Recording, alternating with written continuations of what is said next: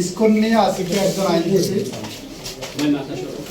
দুইটা পত্রিকা নিয়ে আদালতের দৃষ্টিতে আনেন, সুও মোটো রুলিং করার জন্য প্রার্থনা করেন এবং তার প্রার্থনার মূল প্রতিপাদ্য বিষয় ছিল ইসকনকে যাতে নিষিদ্ধ করা হয় এবং আইন শৃঙ্খলা রক্ষাকারী বাহিনী করে যাতে নির্দেশ দেওয়া হয় সর্বোচ্চ গুরুত্ব দিয়ে এই ঘটনাটি তদন্ত করে দোষীদের আইনের আওতায় আনা এবং এমার্জেন্সি ডিক্লেয়ার করানোর জন্য আগামী অন্তত 2 সপ্তাহ।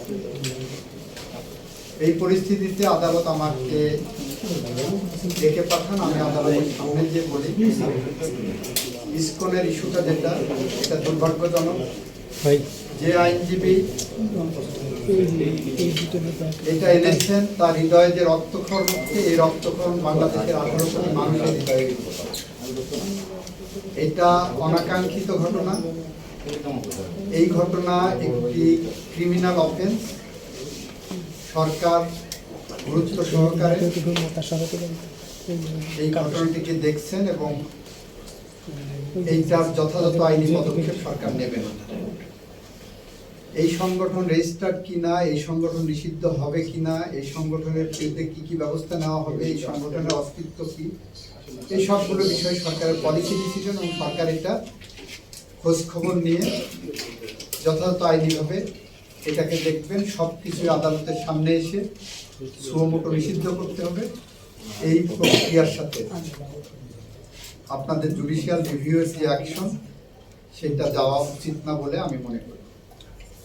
এটা সাংবিধানিক আইনের সাথে কতটুকু যাবে সেটা আমাদের বিবেচনা করতে হবে, আমাদের দেখতে হবে।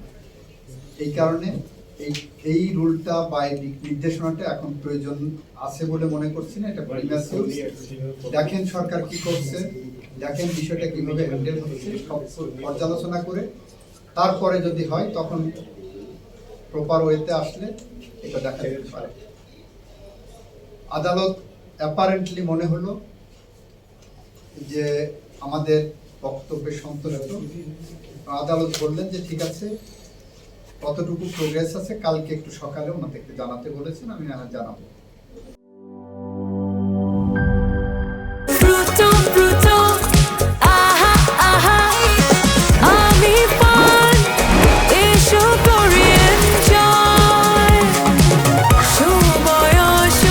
প্রাণ ফ্রুটো, সময় অসময় ফ্রুটোময়।